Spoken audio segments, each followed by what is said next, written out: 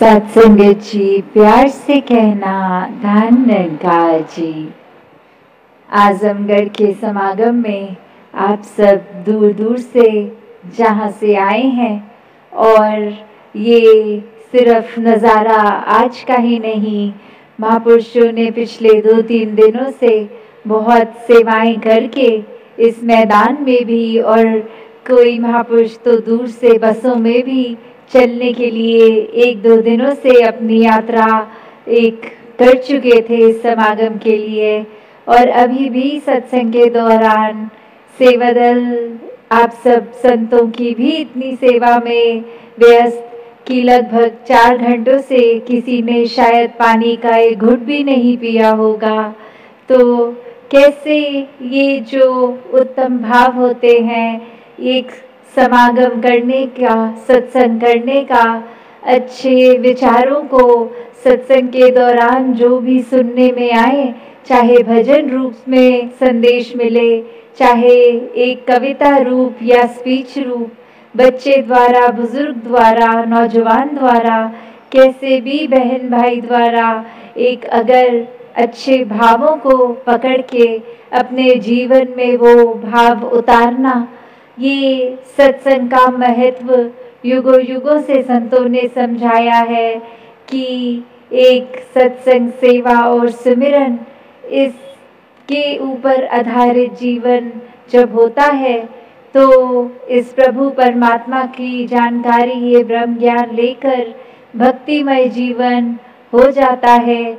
जब हर पल इस परमात्मा का एहसास मन में बरकरार रहे, ये सत्संग रूप सेवा भाव भी जब समर्पित होके कि हम जो भी कदम बढ़ा रहे हैं, जो भी मन में भाव हैं, ये एक हर एक के हित के लिए लिए जाएं।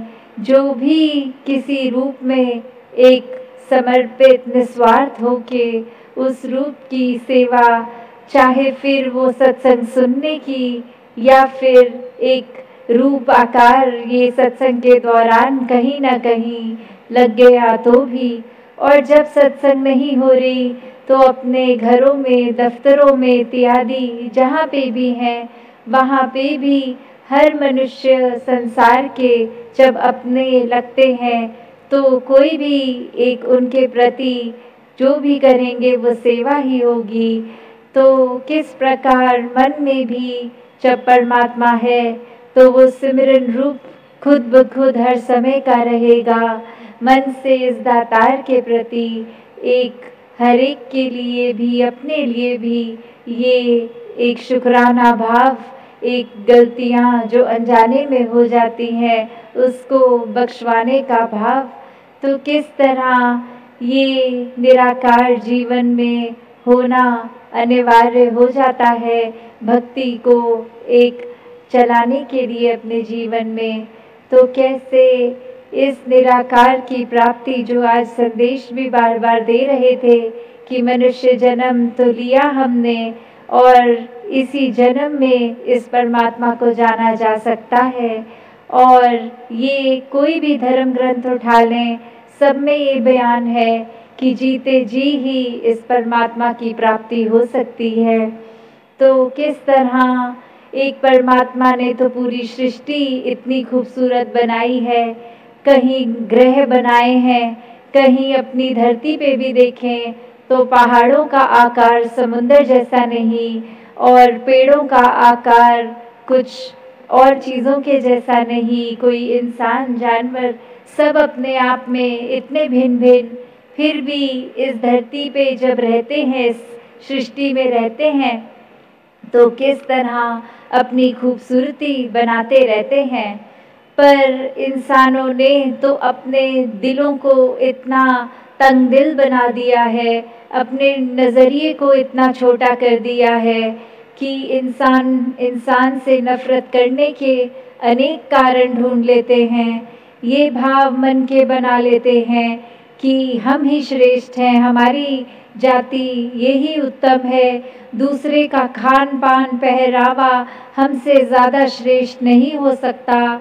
एक कोई ना कोई कारण इंसान ने ढूंढ लिया है अभिन्नता के लिए, जो लोगों की एक बात है कि ये व्यक्ति है, ये इस वजह से पसंद नहीं है, ये व्यक्ति से मैं नफरत इस वजह से करता हूँ।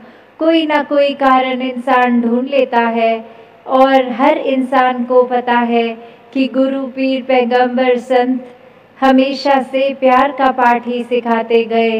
एक समान दृष्टि से, एकता के बंधन में रहकर संसार के हर जन से प्यार करने का पाठ ही सिखाया है।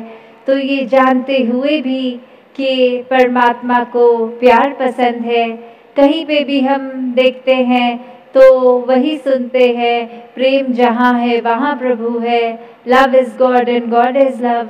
वो भाव हर एक को पता है, फिर भी हम बस अपने आप को ही एक प्राथमिकता दे देते हैं, अपने आप को कोई ना कोई खुद से कारण बना के श्रेष्ठ मान लेते हैं, दूसरों से नफरत करते हैं, दूसरों को कुचल के अपने आप का एक सोचते हैं शायद रुतबा बढ़ जाएगा।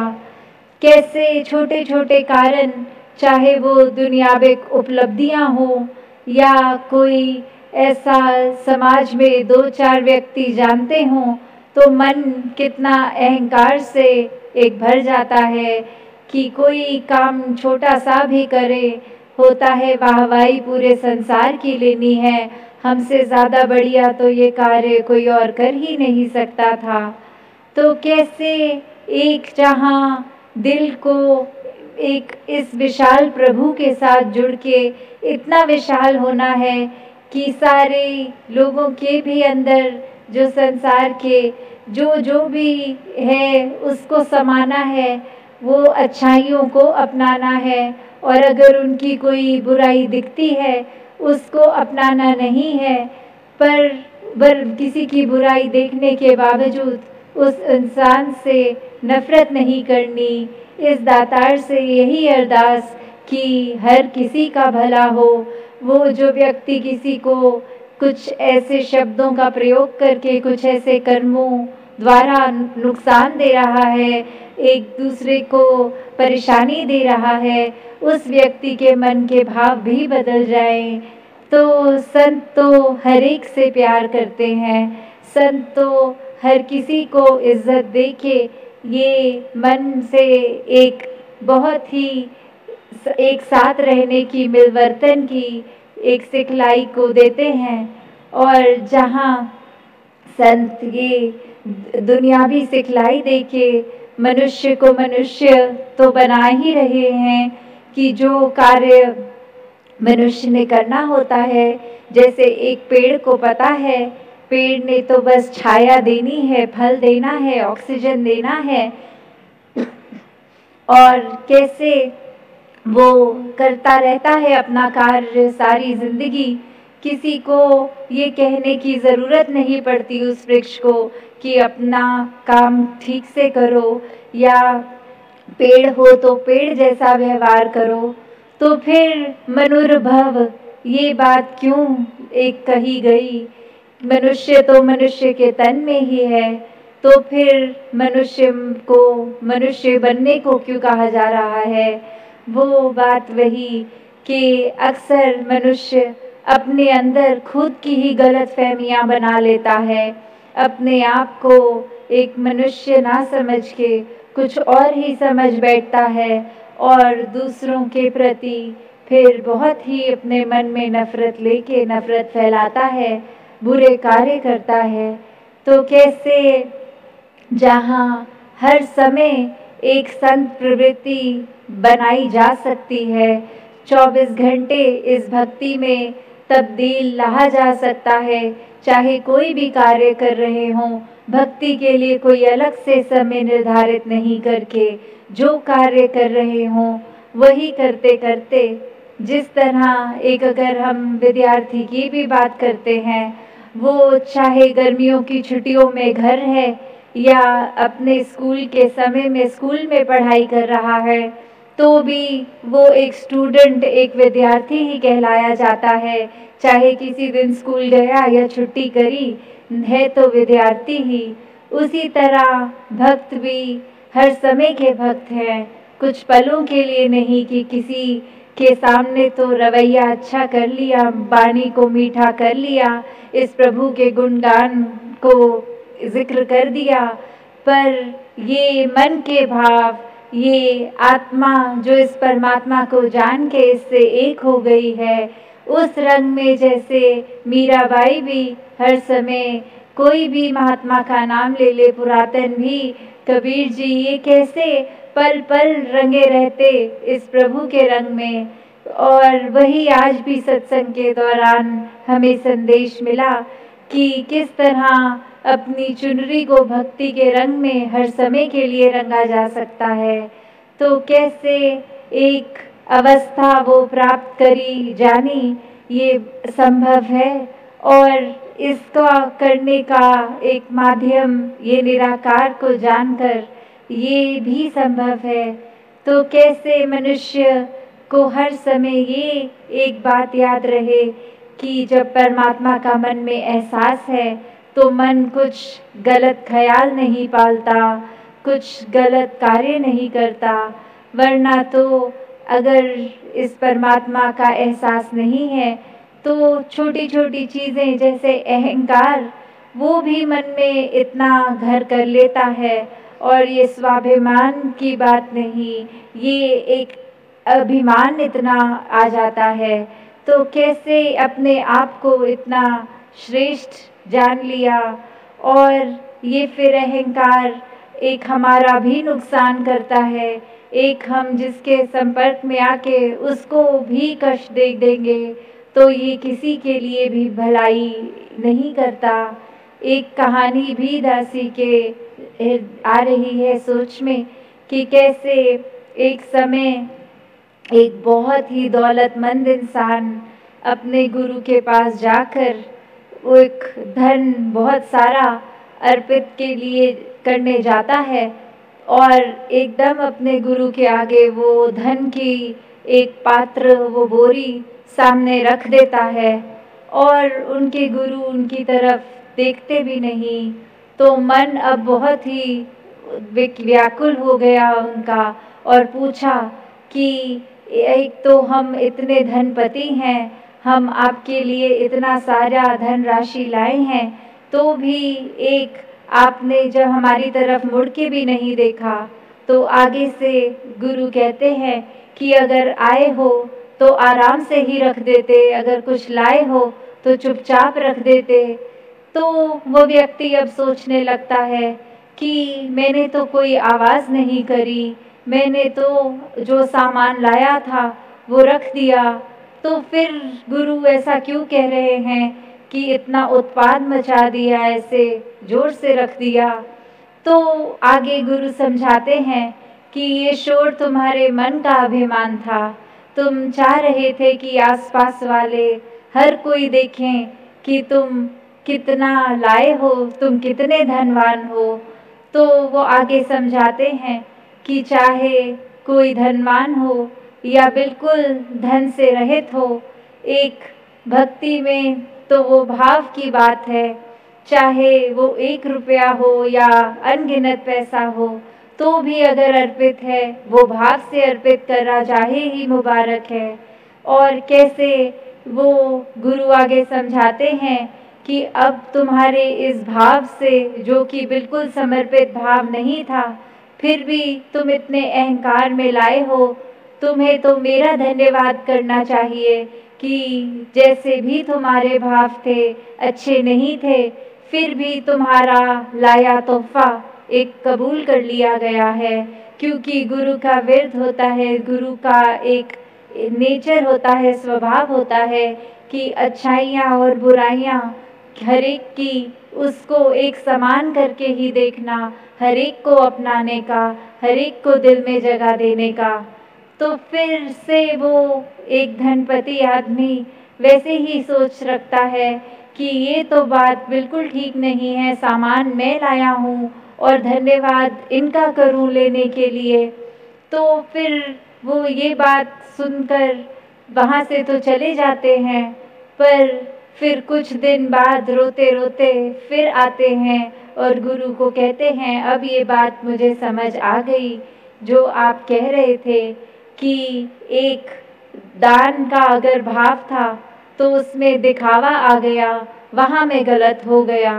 तो जो हर किसी का भाव है वो दिखावे पे ना आधारित करे। हमारा जो एहसास कभी कभी सोच लेते हैं कि कुछ व्यक्ति हमारे आसपास हैं, हम अपने एक स्वभाव को एक नाटक रूप, एक एक्टिंग की तरह कुछ पलों के लिए बहुत ही अच्छा प्रदर्शन कर देंगे उनके आगे, पर जब वो व्यक्ति जाता है तो हमारा असली कैरेक्टर क्या है वो सामने आ जाता है। हम असल में क्या हैं वो हमारा सामने आता है। और जिस तरह हम उदाहरण शरीर का देखें, अगर हम अपने शरीर में कहीं पे भी हमें चोट लगती है, वहाँ से सिर्फ लाल रंग का खून ही आता है, क्योंकि शरीर के अंदर खून ही खून है।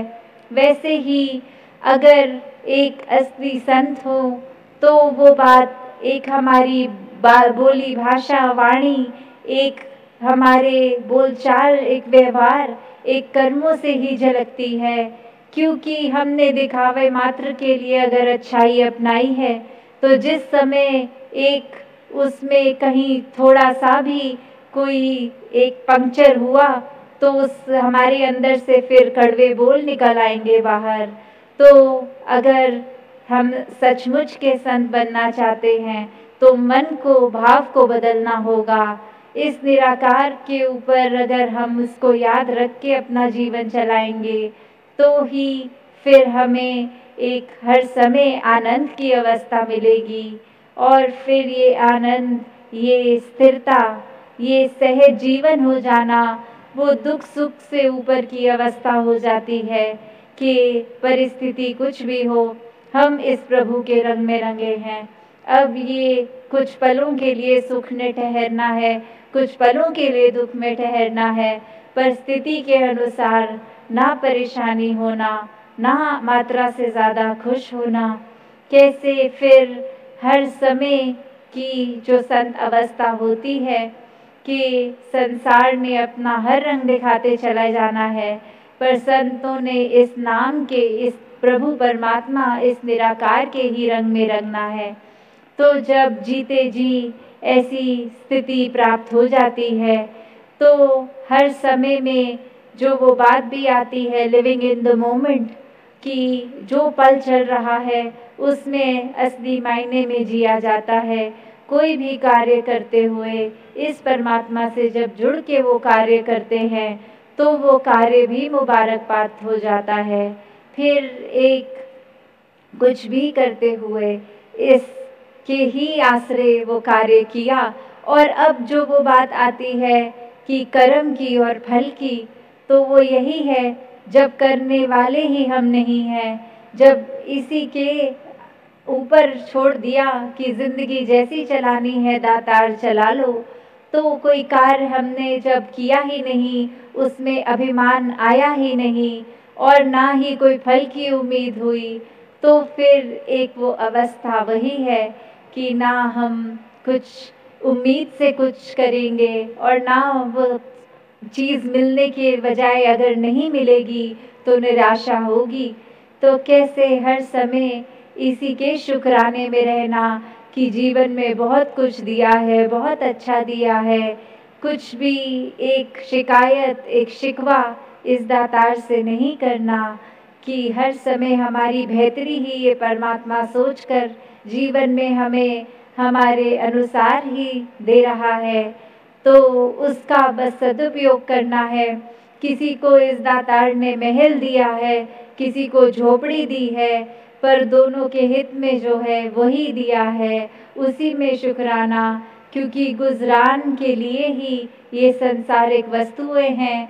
असली दौलत तो वही है जो मीराबाई ने बोली, वस्तु अमोलत दी मेरे सतगुर, कर कृपा अपनायो, कि जो असली धन, ये नाम का धन, ये धन है। तो इस धन से जो माला माल है वो संत है, और बाकी तो सिर्फ एक सांसें ही ले रहे हैं, वो जी नहीं रहे हैं। तो कैसे हम हर समय एक अपने आप, अपने अभिमान का त्याग करते रहें, एक परमात्मा को अंदर बसा लें।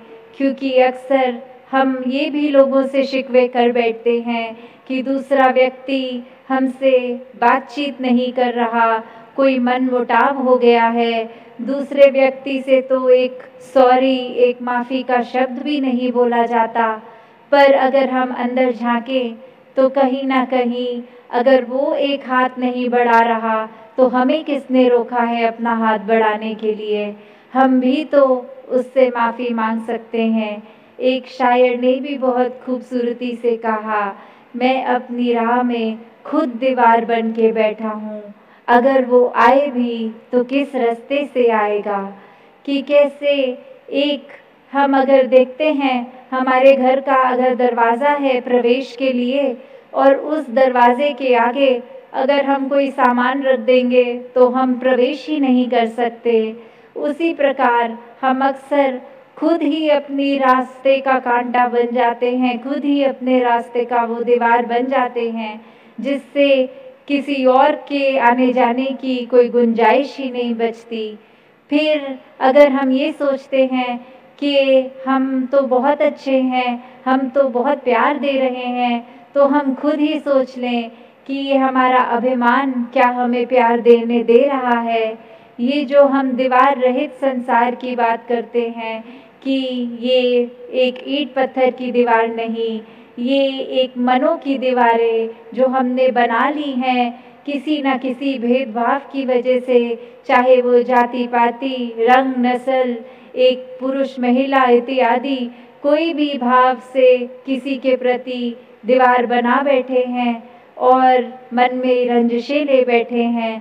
तो वो दीवार अक्सर टूट सकती है जब हम ही पहले एक कदम बढ़ाएं, एक अपने दिल से दूसरे के दिल तक प्यार दें, ये दीवारें हटाकर एक पुल बना लें एक दिल से दूसरे दिल तक का। तो कैसे हर किसी के लिए जीवन में इस दातार ने, इस निराकार ने एक सबसे खूबसूरत प्राप्ति जो रखी है कि कुछ भी संसार में बन जाओ, एक इंसान तो बेहतर बनो पहले, उसके बाद आप जो उपलब्धि लो, डॉक्टर बनो, स्टूडेंट बनो, कुछ भी बनो, पर सबसे पहले इंसान बनना है। और मनुष्य हो तो मनुष्य ही बनना है। और मनुष्य बनने का सबसे आसान तरीका कि इस परमात्मा को हर समय याद रखो, इसको कभी भूलो ही ना, ताकि हर समय फिर ये मनुष्य खुद ब खुद बन जाएंगे, एक मानवीय गुण हमारे अंदर बसते ही जाएंगे। तो दासी और समय ना लेके इन्हीं शब्दों से आपसे आज्ञा लेगी। साथ संगत जी, धन रंगा जी। तेरी ओट सहारा तेरा, तन मन घोर घुमावा, कहे अवतार तेरे ही दाता, दिन राती गुन गावा, कहे अवतार तेरे ही दाता, दिन राती गुन गावा। तू ही निरंकार, एक तू ही निरंकार, तू ही निरंकार, एक तू ही निरंकार।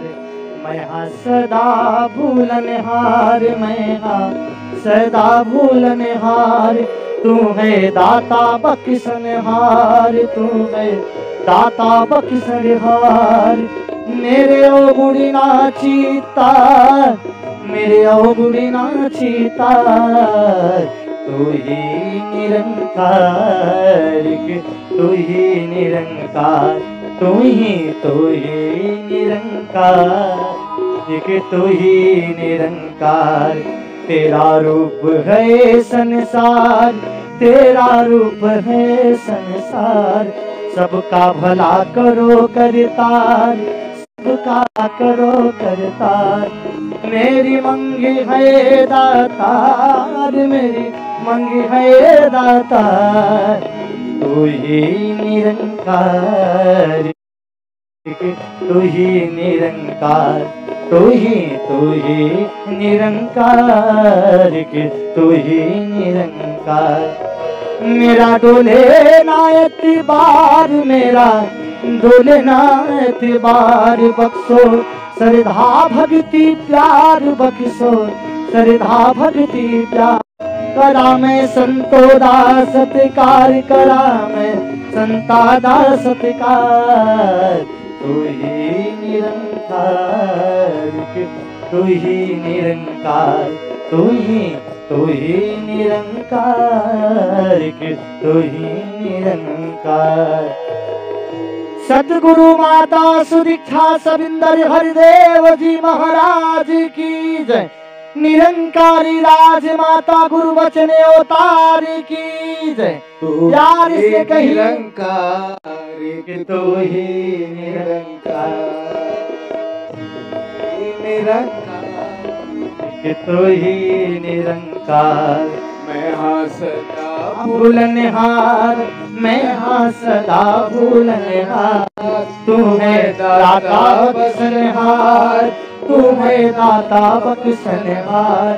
मेरे अवगुण ना चितार, मेरे अवगुण ना चितार। तू ही निरंकार, तू ही निरंकार, तू ही निरंकार, तू ही निरंकार। तेरा रूप है संसार, तेरा रूप है संसार। भला करो करतार, सबका भला करो करतार। मेरी मांग है दातार, मेरी मांग है दातार। तू ही निरंकार, तू ही निरंकार, तू ही निरंकार, तू ही निरंकार। मेरा डोले ना एतबार, मेरा डोले ना एतबार। बख्शो श्रद्धा भक्ति प्यार, बख्शो श्रद्धा भक्ति प्यार। करा मैं संता दा सत्कार, करा मैं संता दा सत्कार।